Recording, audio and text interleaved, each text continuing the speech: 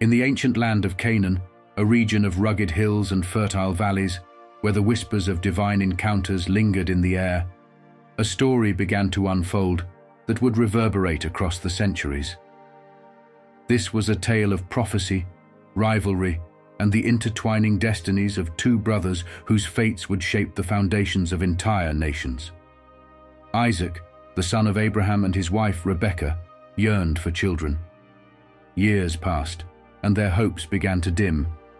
Yet Isaac, steadfast in faith, pleaded fervently with the Lord, and their prayers were answered in a manner that no one could have foreseen. Rebekah became pregnant, but her pregnancy was far from ordinary. Within her womb she felt a turmoil so intense that she sought divine guidance. The Lord's response was a revelation that would echo through the ages. Two nations are in your womb, two peoples from within you shall be divided. The one shall be stronger than the other, and the older shall serve the younger. The words were profound, their implications vast, and they foretold a conflict that would transcend sibling rivalry to become a battle of nations, ideologies, and divine purpose. The long-awaited day of delivery arrived, and the world witnessed not one, but two lives brought into being. The firstborn emerged ruddy and covered in hair, earning the name Esau, meaning hairy. His younger brother followed, grasping Esau's heel as if already reaching for a higher destiny. He was named Jacob, meaning he who grasps the heel, or supplanter. From the moment they entered the world, Esau and Jacob were as different as fire and water. Esau grew into a rugged outdoorsman, a hunter whose strength and courage became the pride of his father, Isaac. His wild mane and earthy demeanor seemed to embody the primal essence of the land itself. Jacob, on the other hand, was contemplative and shrewd. He preferred the quietude of the tents, delving into the traditions of his people and the intricacies of trade and negotiation. Isaac, blinded by age but not by preference, favored Esau. Perhaps he saw in his eldest son a reflection of the virility and strength necessary to sustain their lineage. Esau's hunts brought home the game that Isaac relished, strengthening their bond. Rebekah, however, saw in Jacob a deeper potential. She recognized his intelligence and spiritual sensitivity, qualities she believed made him the rightful inheritor of Abraham's divine promise. This parental favoritism sowed seeds of tension that would grow into a bitter rivalry. Esau, secure in his status as firstborn, lived a life of immediacy, driven by appetite and impulse. Jacob, aware of his secondary position, nurtured a quiet resolve to alter his fate. The stage for their fateful encounter was set one scorching day when Esau returned famished from the fields. The aroma of lentil stew wafting from Jacob's tent drew him in. Driven by hunger, Esau demanded the stew. Jacob, ever the strategist, saw an opportunity. He proposed a trade, the stew for Esau's birthright.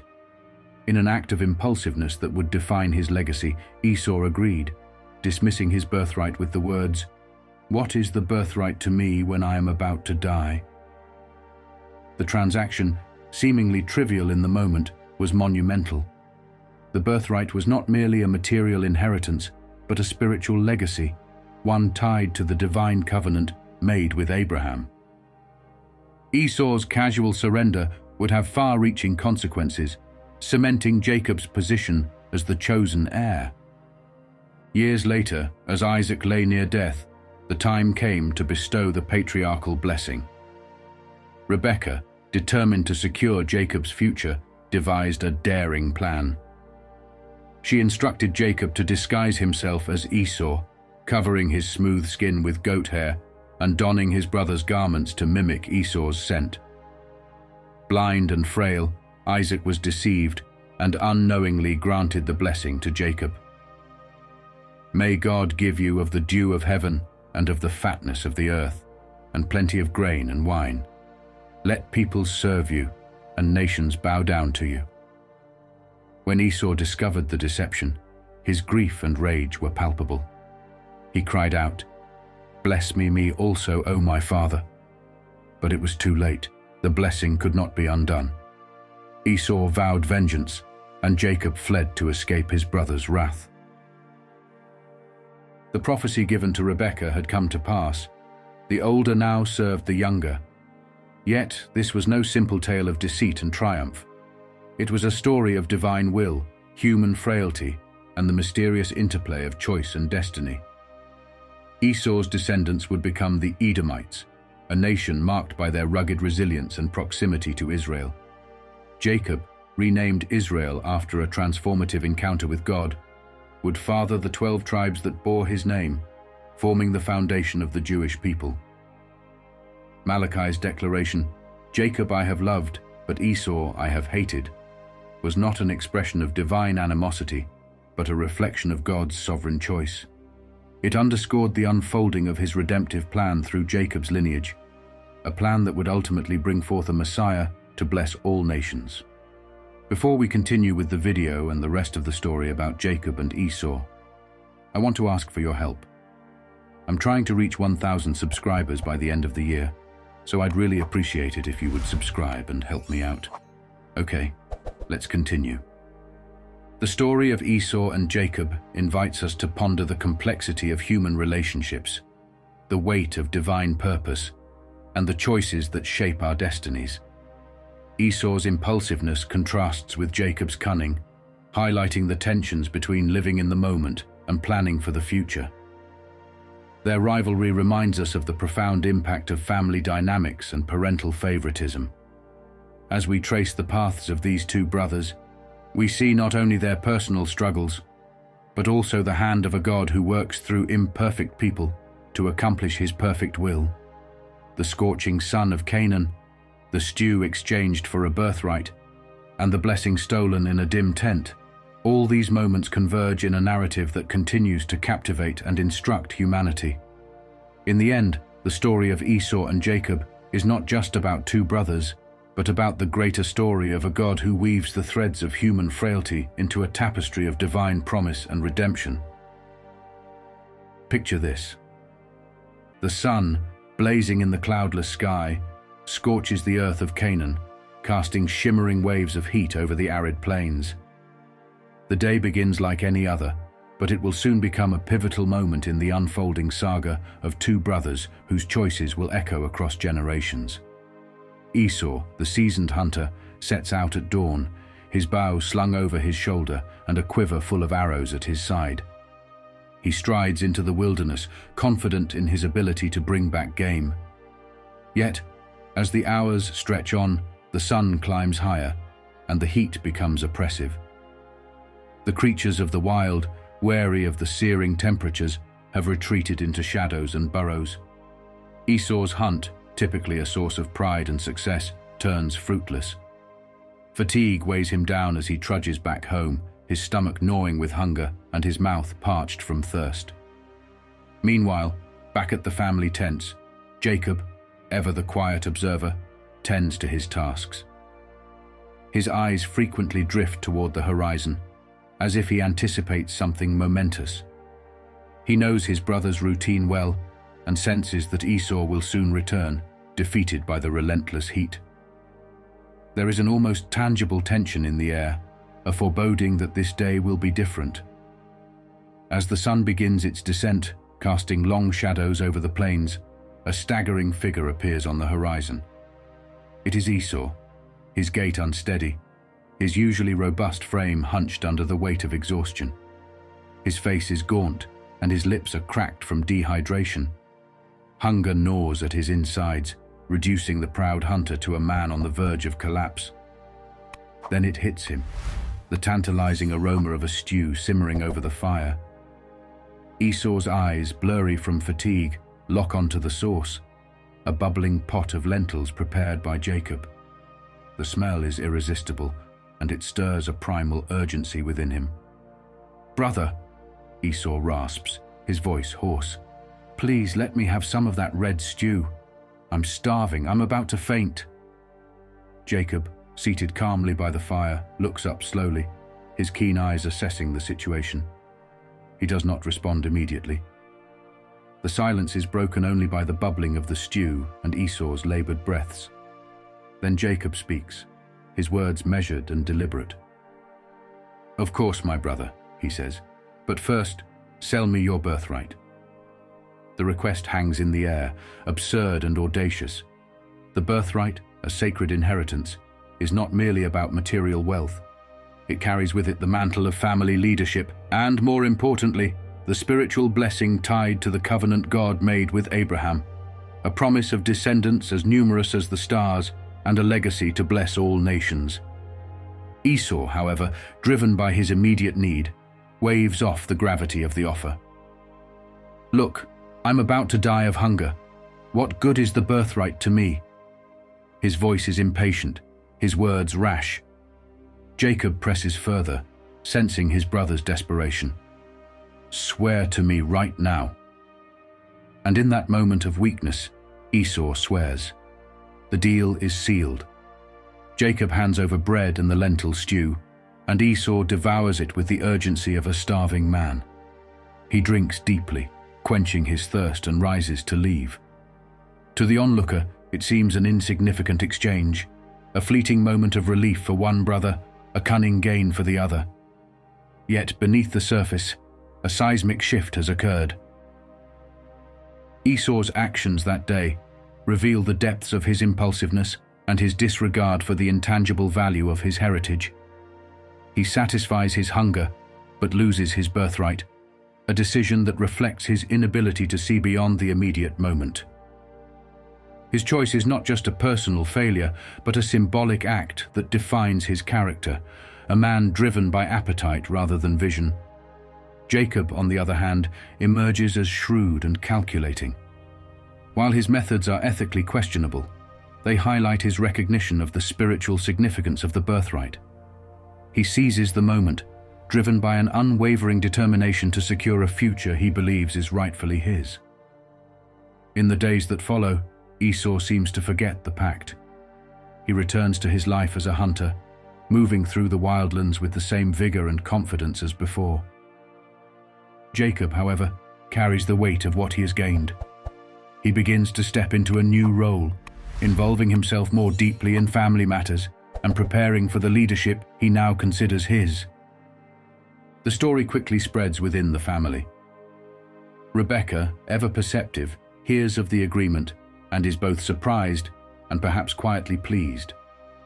She has always believed Jacob to be the rightful heir to Isaac's legacy. Isaac, aging and nearly blind, remains unaware of the incident. His failing vision extends metaphorically to the shifting dynamics between his sons. The brothers, for their part, say little to each other about the pact. Yet the tension between them is palpable, simmering beneath the surface. For now it remains dormant, but it is only a matter of time before it erupts into open conflict. This seemingly small moment, a bowl of stew exchanged for a birthright, carries profound lessons.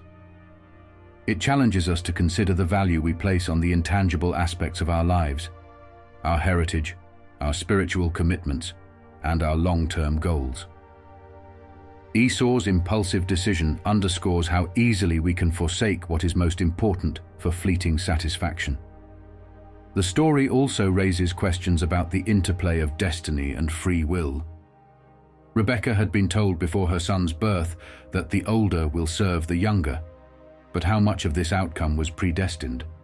Were Esau and Jacob merely actors in a divine plan, or did their choices actively shape their destinies?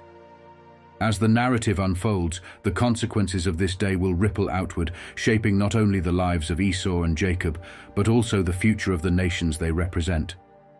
For now, the seeds of conflict have been sown, and the stage is set for a saga that will continue to challenge and inspire generations. As the golden hues of the Canaanite sun dipped below the horizon, casting long shadows over Isaac's encampment, the wheels of destiny continued to turn. The sale of Esau's birthright, a seemingly insignificant transaction at the time, had set the stage for an even greater and more dramatic event. In the quiet of the tents, where the echoes of divine promise and human frailty intertwined, a deception was about to unfold that would change the course of history for two brothers and their descendants. Isaac, now an old man, his once sharp vision clouded by age, felt the weight of mortality pressing upon him. Though he did not know the day of his death, he knew the time had come to bestow the patriarchal blessing, an act steeped in spiritual and cultural significance. This blessing, more than mere words, carried the weight of God's covenant with Abraham, a promise of land, prosperity, and a legacy that would endure for generations. On a still afternoon, Isaac called for Esau, his firstborn and favored son. His voice, though frail, retained the authority of a patriarch. "My son," he began, his words deliberate and measured, "I am old and do not know the day of my death. Now take your weapons, your quiver, and your bow, and go out to the field and hunt game for me. Prepare a tasty meal, the kind I love, and bring it to me to eat, so that I may bless you before I die." Esau, eager to fulfill his father's request, immediately set out, his powerful frame disappearing into the wilderness. The scent of dust and leather lingered in the air as his footsteps faded into the distance. Yet within the shadows of the tent, another figure stirred. Rebekah, Isaac's wife, and the mother of the twins. Rebekah had overheard every word of Isaac's conversation with Esau, and her heart quickened. She knew the significance of the patriarchal blessing, and in her mind, it belonged not to Esau, but to Jacob, the son she favored and believed destined to carry on the divine covenant. Without hesitation, she sought out Jacob, her mind already weaving a plan. "Listen carefully, my son," she whispered, urgency lacing her voice. "I heard your father tell Esau to hunt game and prepare a meal for him so that he may bless him before he dies. Now do as I say. Go to the flock and bring me 2 choice young goats. I will prepare a meal just the way your father likes it. You will take it to him, and he will bless you instead." Jacob, ever shrewd, immediately grasped both the opportunity and the peril of the scheme. "But mother," he protested, "my brother Esau is a hairy man, and I have smooth skin. What if my father touches me? He'll realize I'm deceiving him and curse me instead of blessing me." Rebekah's resolve was unshaken. "Let the curse fall on me, my son," she replied firmly. "Just do as I say." With no time to waste, Rebekah prepared the meal with precision, using her knowledge of Isaac's tastes to ensure its authenticity. She took Esau's finest clothes and dressed Jacob in them. Then, to complete the disguise, she covered Jacob's hands and neck with the skins of the goats, mimicking Esau's distinctive hairy texture. The transformation was astonishing. Jacob, usually reserved and contemplative, now carried the air of his rugged brother. With the meal in hand and his heart pounding, Jacob entered his father's tent. The dim light cast eerie shadows on the walls, and the air seemed thick with anticipation. "My father," Jacob called, his voice trembling as he tried to imitate Esau's gruff tone. Isaac, startled by the quick return, asked, "Who are you, my son?" Jacob swallowed hard before replying, "I am Esau, your firstborn. I have done as you asked. Please, sit up and eat of my game, so that you may bless me." Isaac hesitated, suspicion flickering across his face. "How did you find it so quickly, my son?" he asked. "The Lord your God granted me success," Jacob lied, his words heavy with deceit. Still uncertain, Isaac beckoned him closer. "Come near so I can touch you, my son, to know whether you are really my son Esau or not." Jacob stepped forward, his nerves fraying with each step. Isaac's wrinkled fingers reached out, brushing against the goat skins that covered Jacob's arms. The old patriarch frowned. "The voice is Jacob's," he murmured, "but the hands are Esau's." Though doubt lingered, Isaac chose to trust his senses. He asked again, "Are you really my son Esau?" "I am," Jacob replied, his voice steadier than he felt. Finally, Isaac relented. He ate the meal Jacob had brought, drank the wine, and called his son closer. When Jacob leaned in, Isaac kissed him, and the scent of Esau's clothes, the earthy aroma of the fields, dispelled his last doubts. With solemnity, Isaac began to pronounce the blessing. "Ah, the smell of my son is like the smell of a field that the Lord has blessed. May God give you of the dew of heaven and of the fatness of the earth, plenty of grain and wine. Let people serve you, and nations bow down to you. Be lord over your brothers, and may the sons of your mother bow down to you. Cursed be everyone who curses you, and blessed be everyone who blesses you." The words, imbued with divine authority, reverberated through the tent. Jacob, trembling under the weight of the moment and the guilt of his deception, felt the full gravity of what he had done. He had secured the blessing meant for Esau, the blessing that carried the promise of God's covenant. Yet, as he left the tent, the success of his scheme was tinged with fear and uncertainty. Unbeknownst to Isaac, the blessing had been stolen. Jacob, now laden with a future of both promise and peril, retreated to his mother, while Esau remained in the wilderness, oblivious to the drama unfolding at home. Yet the peace was temporary. The consequences of this act would soon ripple outward, sparking a conflict that would divide the family and alter the destiny of nations.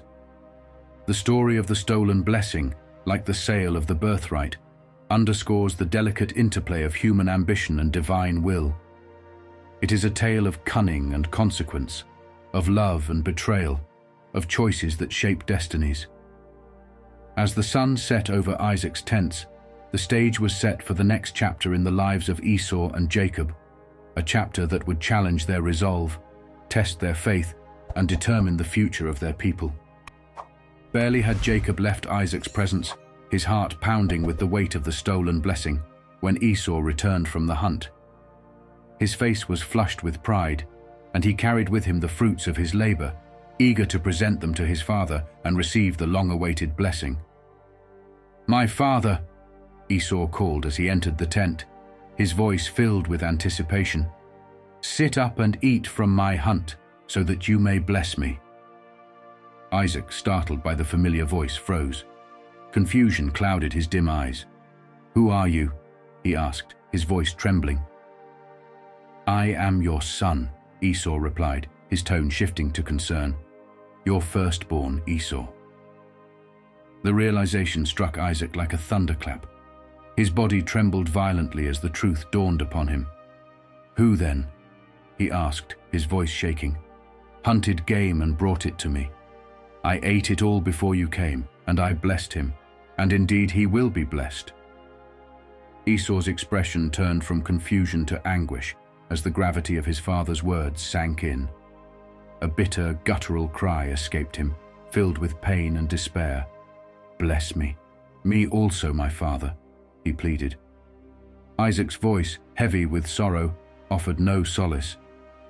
"Your brother came deceitfully," he said, "and has taken your blessing." The anguish in Esau's heart boiled over into anger. "Is he not rightly named Jacob?" he exclaimed. "This is the second time he has deceived me. First, he took my birthright, and now he has taken my blessing." Then, turning back to his father with desperation in his eyes, he begged, "Have you not reserved a blessing for me?" Isaac's answer, though sympathetic, cut to the core. "I have made him lord over you and given all his relatives as his servants. I have sustained him with grain and wine. What can I possibly do for you, my son?" Esau's anguish deepened, but he did not relent. "Do you have only one blessing, my father? Bless me too." Tears streamed down his face as he wept bitterly. Moved by his son's grief, Isaac finally spoke, but the blessing he offered was laced with sorrow.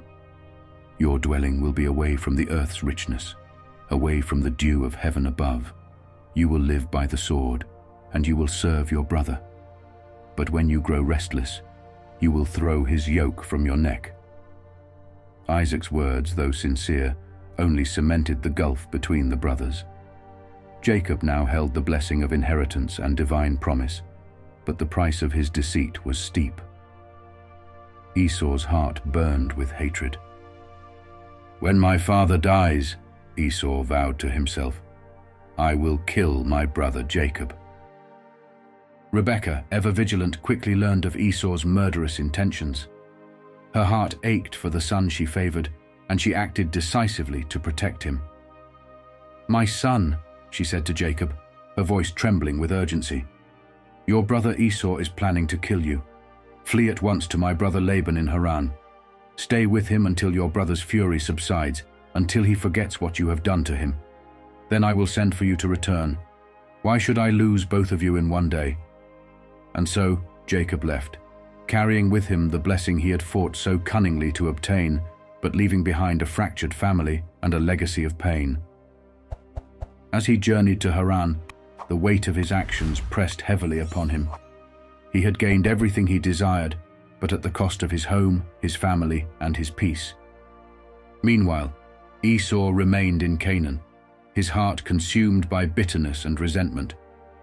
His fury at Jacob and the loss of his blessing festered, creating a chasm between the brothers that seemed impossible to bridge.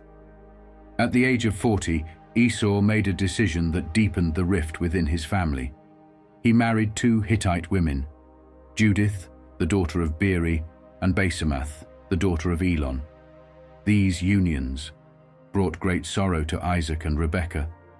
The Hittites, a people with foreign customs and beliefs, represented a departure from the Abrahamic traditions that Isaac and Rebekah cherished.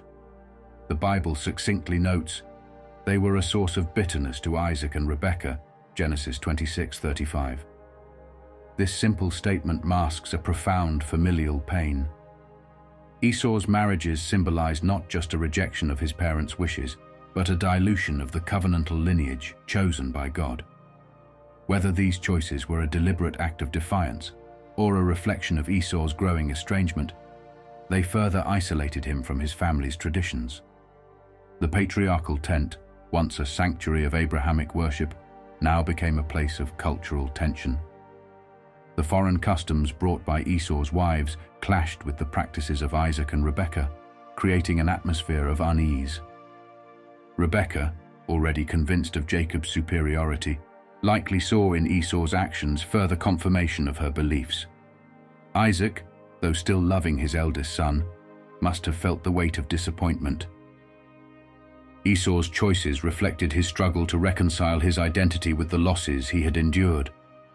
His marriages, while an attempt to establish a life of his own, only deepened the divide within the family. Yet, his decisions also shaped the future of his lineage, laying the foundations for a nation that would stand apart from Jacob's descendants. Jacob, on the other hand, now carried the blessing and the burden of the divine promise. As he journeyed to Haran, he would face trials that would test his cunning, his faith, and his character.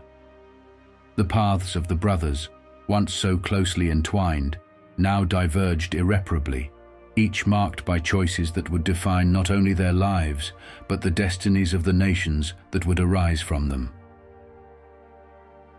As the years passed, Esau carved out a life for himself apart from his parents' household. Renowned as a skilled hunter and a man of the field, he earned respect among the peoples of the region. His children, born to his Hittite wives, grew up immersed in a blend of their father's traditions and the customs of their mothers. Yet despite his outward prosperity, a part of Esau's heart likely bore the scars of his fractured relationship with his family and the stolen blessing that had altered his destiny. Then came news that would stir old memories and reignite buried emotions.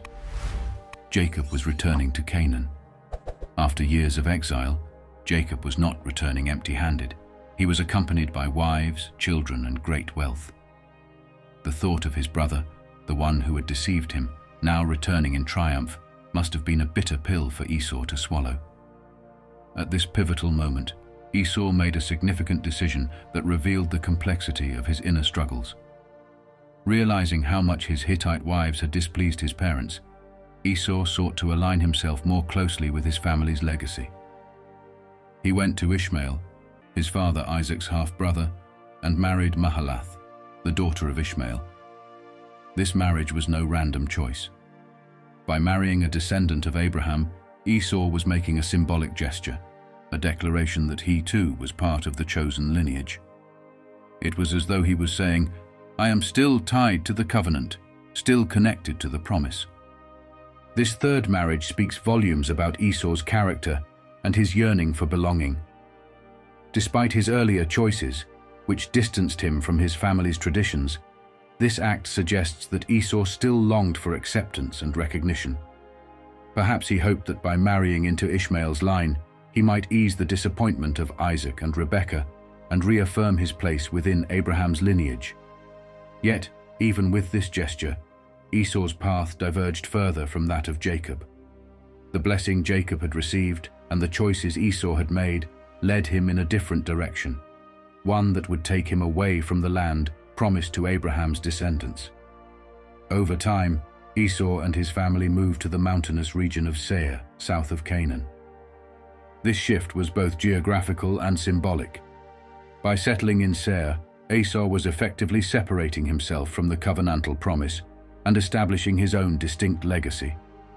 In Seir, Esau prospered. His descendants multiplied and became a formidable people, eventually known as the Edomites. The dry, mountainous land they inhabited fulfilled Isaac's prophecy. Your dwelling will be away from the earth's richness, away from the dew of heaven above. You will live by the sword and serve your brother. But when you grow restless, you will throw his yoke from your neck. The Edomites became a warrior nation, thriving in a harsh environment. Though they often lived under the dominion of Israel, the descendants of Jacob, they frequently rebelled, breaking free of their subjugation. In this way, Esau's descendants fulfilled the dual aspects of Isaac's words. They were a people forged in struggle, capable of shaking off oppression when restless enough. The Bible records the genealogy of Esau's descendants in Genesis 36, offering a detailed account of the tribes, chiefs, and kings that arose from his line. Among his descendants were powerful leaders who established a prosperous and feared nation.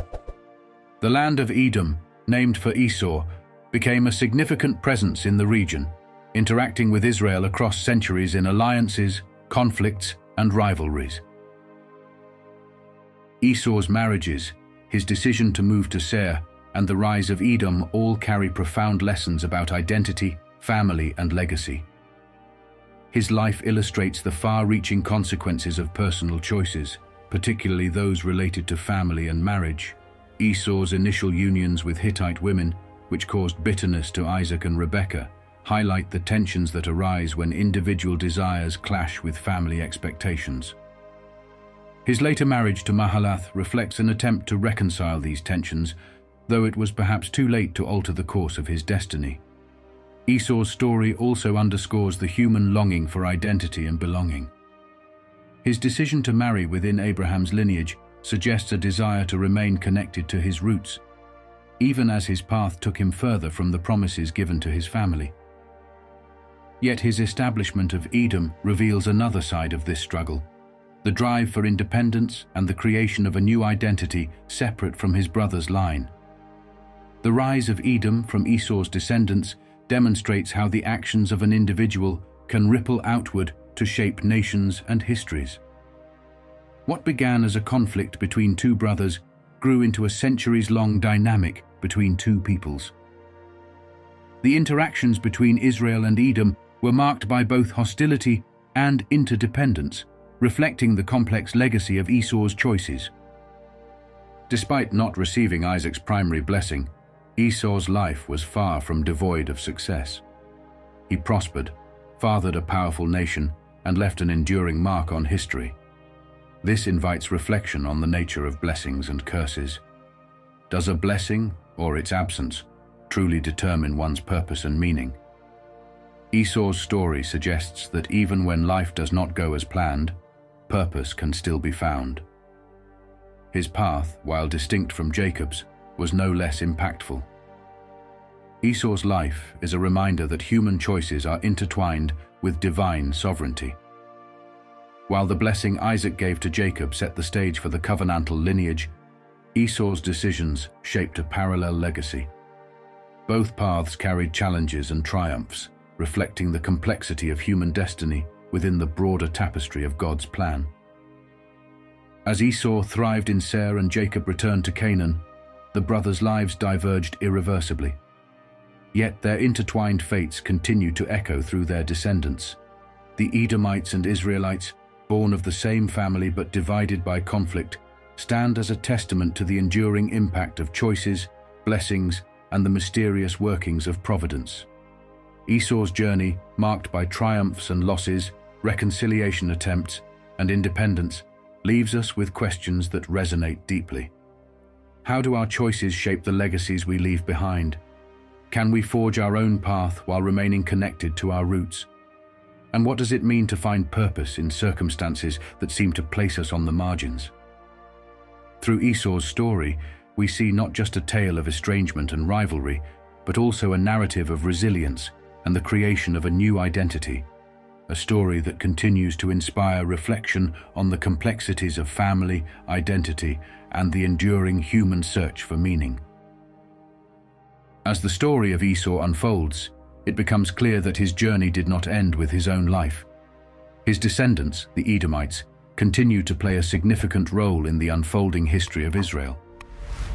Sometimes allies, but often adversaries, the paths of Edom and Israel remained intertwined, echoing the fraught yet inextricable bond between the twin brothers who founded these nations.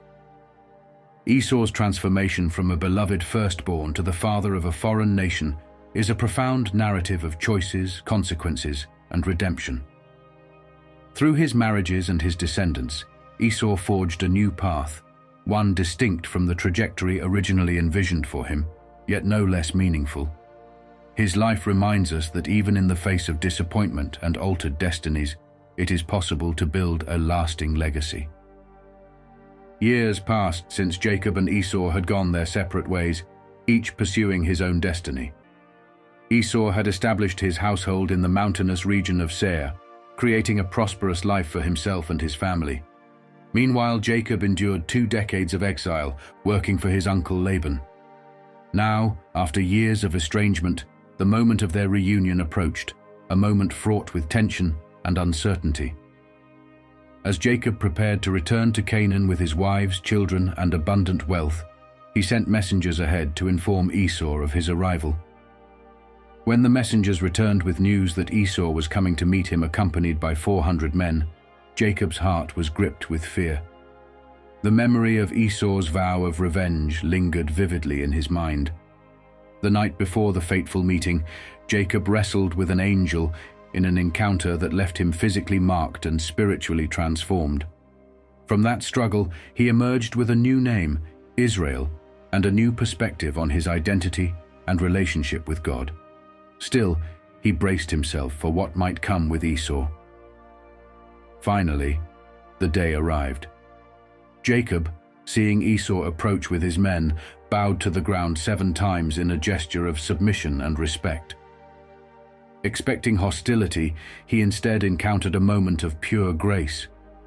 Esau ran to meet him, embracing him, kissing him, and both brothers wept. It was an astonishing act of reconciliation. Esau, who had once sworn to kill Jacob, now welcomed him with open arms. As Esau inquired about the gifts Jacob had sent ahead, Jacob replied humbly, "To find favor in your eyes, my lord." Esau, however, waved off the offerings, saying, "I have enough, my brother. Keep what is yours." This moment revealed the growth and transformation in both men. Jacob, once defined by deceit, approached Esau with humility and contrition. Esau, once impulsive and consumed by anger, demonstrated generosity and an abundance of spirit that surprised even his brother. The man who had once sold his birthright for a meal now stood as a symbol of forgiveness and maturity. Despite this heartfelt reunion, the brothers did not settle together. Esau returned to Seir, while Jacob established his household in Canaan. This physical separation symbolized the distinct paths their lives and the lives of their descendants would continue to follow. Esau's legacy extended far beyond his own life. His descendants, the Edomites, flourished in the region of Seir, which became known as the Land of Edom. Rich in minerals and strategically located along key trade routes, Edom grew into a prosperous and influential nation. Yet the relationship between Edom and Israel, the nations born of Esau and Jacob, was marked by centuries of conflict and rivalry. At times, Edom fell under Israelite domination, fulfilling part of Isaac's prophecy, "You will serve your brother." But true to the rest of the blessing, Edom often rebelled, breaking free of Israel's yoke and asserting its independence. The Bible records the genealogy of Esau's descendants in Genesis 36, emphasizing the wealth, power, and influence of his lineage. Chiefs, kings, and warriors arose from Esau's line, shaping the region's history for generations. The Edomites became both adversaries and neighbors to Israel, their fates entwined by geography and shared ancestry. Esau's legacy is often overshadowed by his brothers. While Jacob is celebrated as the patriarch of Israel and father of the 12 tribes, Esau is frequently remembered in Jewish and Christian traditions as a cautionary figure, a man who despised his birthright.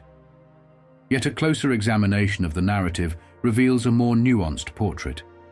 Esau, though impulsive and at times reckless, also demonstrated nobility, forgiveness, and generosity. His reconciliation with Jacob stands as a testament to his capacity for growth and healing. It is a moment that challenges simplistic interpretations of his character and highlights the potential for transformation even after deep wounds. Esau's decision to forgive his brother and welcome him back into his life reflects a strength of character often overlooked. Esau's story invites reflection on universal themes. 1. The value of inheritance.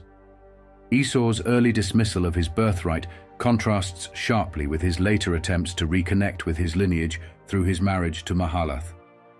This tension prompts us to consider how we value the inheritances, both material and spiritual, we receive. 2. Family dynamics.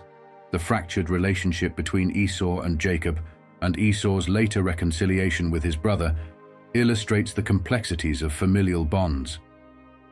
It reminds us that even the deepest divisions can be healed. 3.